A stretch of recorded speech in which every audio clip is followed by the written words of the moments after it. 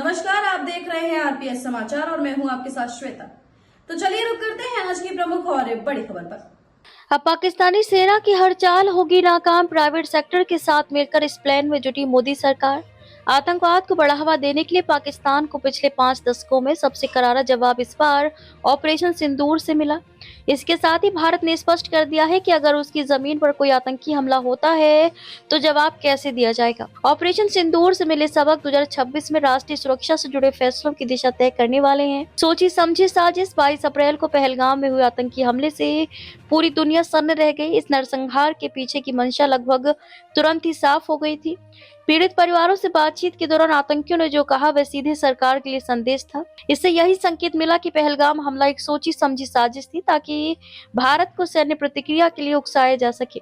हालांकि इस हमले के पीछे जो बड़ा खेल था उससे पर्दा उठने में थोड़ा वक्त लगा। आज की परिस्थितियां देखें तो पता चलता है कि पहलगाम आतंकी हमले और उस पर भारत के जवाब, इन दोनों से ही सबसे ज्यादा फायदा पाकिस्तान सेना को मिला। उसके प्रमुख असीम मुनीर ने सरकार पर दबाव डालकर प्रमोशन ले लिया और फील्ड मार्शल बन गए। अब वही पाकिस्तान के वास्तविक शासक है। ये स्थिति 2 साल पहले की तस्वीर से बिल्कुल उलट है।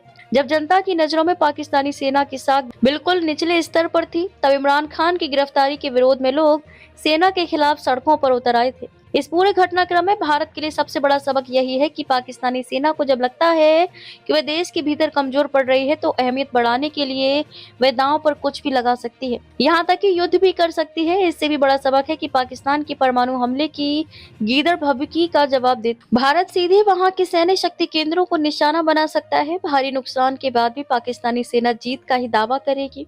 उसका पूरा ध्यान होगा देश के भीतर नैरेटिव बनाने पर। भारत के पास अब ऐसी क्षमता है कि पाकिस्तान की जमीन पर कहीं भी मौजूद आतंकी ढांचे पर प्रभावी और बार बार स्ट्राइक कर सके। 1998 में परमाणु क्षमता हासिल करने के बाद पड़ोसी देश को लगता था कि वह सुरक्षित हो चुका है, लेकिन उसकी ये गलतफहमी दूर हो चुकी है। ऑपरेशन सिंदूर में पाकिस्तान के कई आतंकी ढांचे ध्वस्त हुए, पर इससे बड़ा सवाल वे सबक हैं जिनके आधार पर भविष्य के लिए तैयारी शुरू हो चुकी है। भारत की पारंपरिक सैनिक क्षमता इतनी है कि वह पड़ोसी को कुछ ही दिनों में दबाव में ला सके। खबरों में अब तक के लिए बस इतना ही। फिर होगी आपसे मुलाकात ऐसी किसी बड़ी और खास खबर के साथ। तब तक के लिए नमस्कार और देखते रहिए आरपीएस समाचार।